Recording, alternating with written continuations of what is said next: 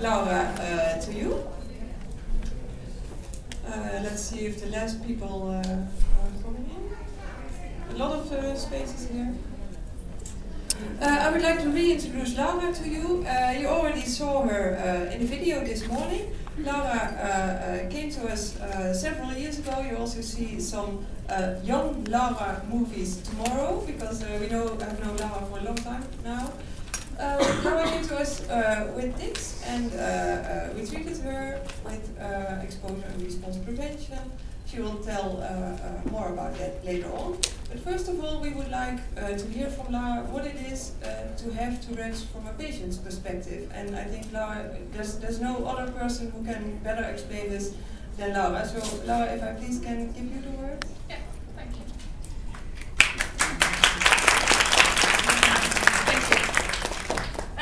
Well, I'm going to explain Tourette in my daily life for you using the logo of the Dutch Tourette Syndrome Association. It contains of circles, and they are empty for a reason, because Tourette is different for every patient. And I'm going to fill the circles, so the biggest circle with my biggest symptom for you right now. First of all is ADD. The thing is, I see and I hear everything. So there's no filter, and I have to process everything as well. This causes concentration problems. So if you can imagine if I have to make a test at school, whether someone falls down off their chair or whether someone is just writing, for me it's the same sound. It's just as big. So I cannot concentrate on my test right there. The other part of it is energy problems. I have a lot of times I don't have enough energy because I have to process everything. So it's really tiring. There is a part of when I have too much energy, because, well, that's the ADHD maybe a bit more. But if I'm focused on something very much, then I just I'm too enthusiastic or something like that, and I give out all my energy, and I don't have enough for the rest of the day or maybe the rest of the week even. Then there's a big circle with thoughts. I didn't know how to put it otherwise than thoughts, because it contains a lot of things. You can say it's never quiet in my head, and maybe for you it's the same. It's maybe never quiet in your head, but if I have to explain about half a minute of what I think, I'll need to use 5 minutes or more.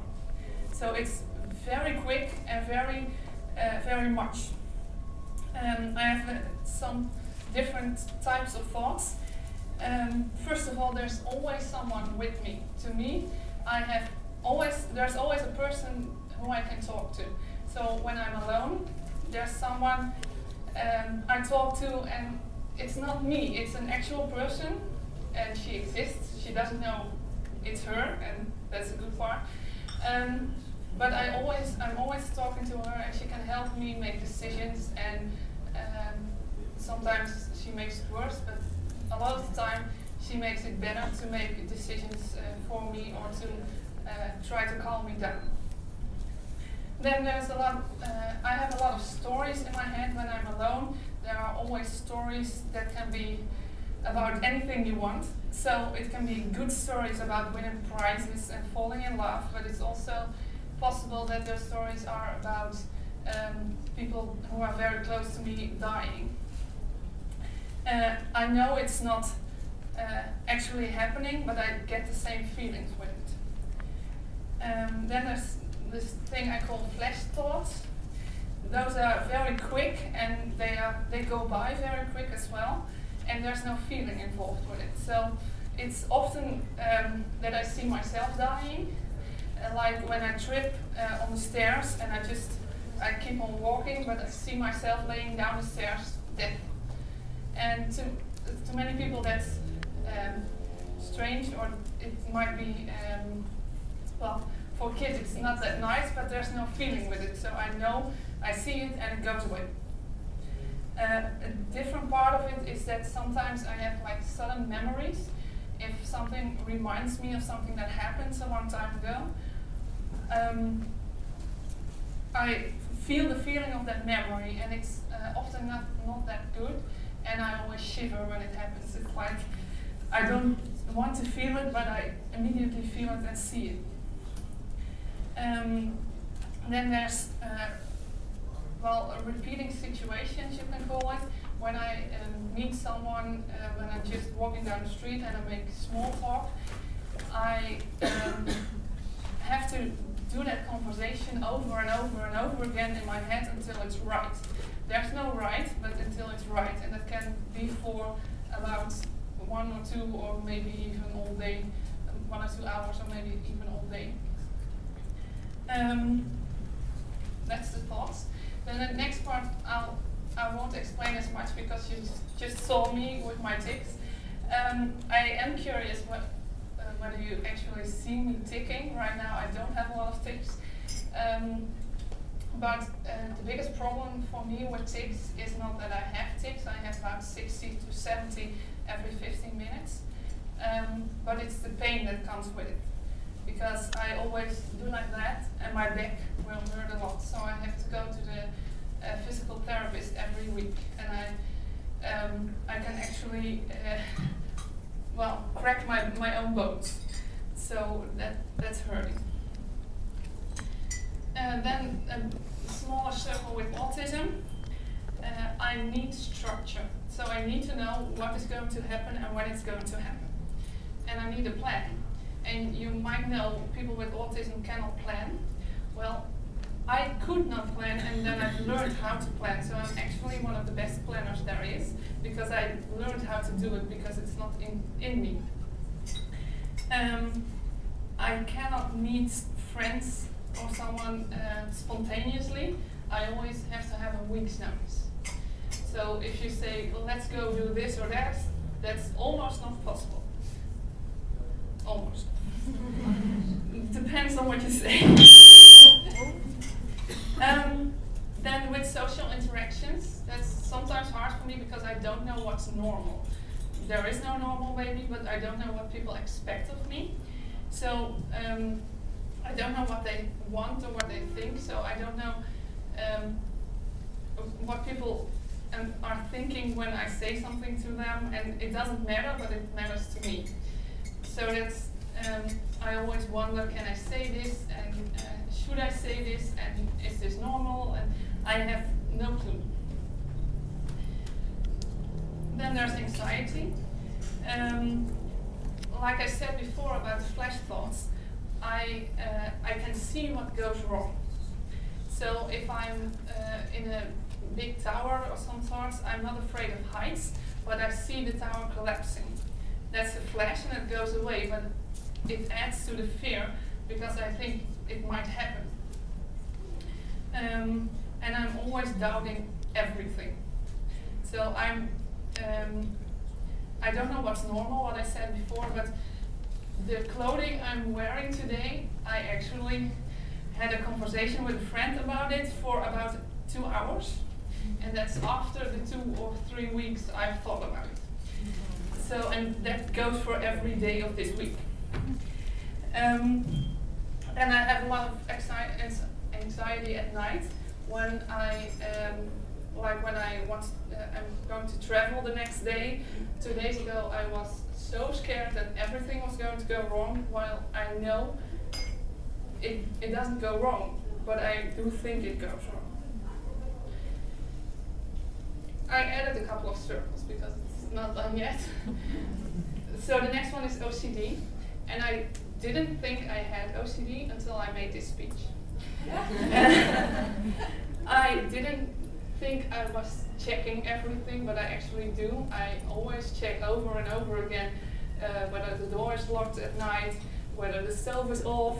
Well, you can name a couple of more things. I don't have to check a certain number of times, but I do constantly check. So when I walk by, I will check whether it's closed or whether it's locked or whether it's, well, a lot of that stuff. And I have a lot of symmetry behavior. Everything has to be straight and everything has to be centered. So that means that this PowerPoint is not good. It's terrible actually, but I couldn't get the words in the center of the circles. The OCD one is covered a bit because the circle goes all net, but it's not in the center of the circle. So it drives me crazy. And tomorrow we'll have a role play about that. So then you can see what happens to me. Then one more circle is emotions. My emotions are always bigger, so that's with anxiety, but it's with anger and it's with doubting and also with happiness, but that's just happiness and you have a lot of negative emotions as well. So when I'm sad, I'm really sad and I can be focusing on one small thing. Like a couple of months ago, I was in a newspaper with an interview together with Kara, and it was an amazing interview, and I liked the article. I didn't like the photo, and then I focused on the photo. So I was sad about it, while I know it was a very good article.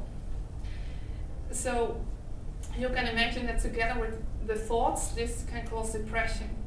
And I have been depressed for about 5 years, and I'm glad it's behind me. One more. It's an HSP, it's highly sensitive person.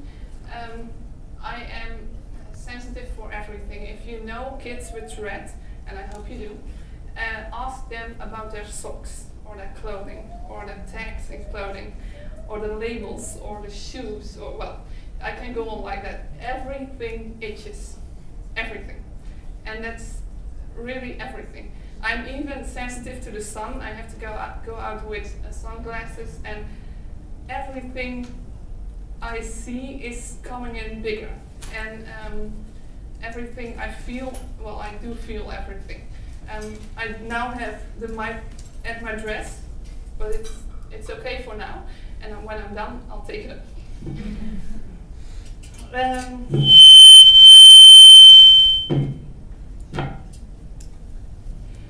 Then there's a list of smaller things.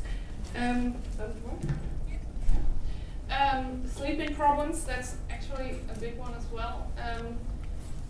I have trouble sleeping, and not just when I'm laying in bed, I'm constantly thinking about a lot of things, but also getting into bed because I'm afraid of all those obsessive thoughts that I will get. So I actually have meds for that. It's even worse when I have to go to sleep. Last night I needed to go to sleep and I couldn't sleep. So then the anxiety adds to it. Then I need to control everything. You can imagine when you can't control your muscles and your thoughts, you want to control everything else. So that's even with booking my flight here. I knew it would cause me anxiety, and my sister is here with me, so she could have done it, but I had to do it myself, because then I knew it was good. And she would have done it good, but I had to do it myself. Then there's a lot with numbers. I don't know what it is, but I just love numbers. I know them, I remember them, I always remember them. I remember speed skating times from the Olympics in 2010 and stuff like that. I know dates. I actually know the film you're going to see of me tomorrow. I know what date it was filmed, and that was 12 years ago. And then there's a headache. Well, you can imagine when you keep on jerking your neck, it will get sore. So I have a lot of headaches, and it's always tense. And bad handwriting, not because of tics, but I think about 10 or 20 different types of handwriting. If you see me writing one page, it's about 10 different types of handwriting, and when you don't know it, you don't believe it's all my handwriting. The last part is the positive part, because I don't like to talk about all the negative stuff for Tourette when I don't add the positive side. I will talk about that later today. But it's impulsive, creative, empathic ability, photographic memory, sense of justice, loyalty, perseverance. I love that one. You can also call it stubborn, but I call it perseverance. And a great imagination. Of these, I have 4 diagnoses actually, which are ADD, autism, OCD, and of course Tourette. I meet kids with about 3, 4, 5 diagnoses, and I don't understand why. Because we all know it's Tourette. So for me, I would like to be there. I would like there to be a list of symptoms with Tourette. So not just comorbidity, but symptoms. Tourette is tics now in the DSM, but why not just give a list of symptoms with it? Then you don't have to give all those diagnoses, because I do need those diagnoses to get help from the government, and especially for children when they need help at school, you don't get help for Tourette. You get help for autism or ADD. So you need different diagnoses, and you can diagnose all of them, but why would you? So I hope one day there will be just the diagnosis Tourette, and then a list of symptoms with it, because we all know it's Tourette. Thank you.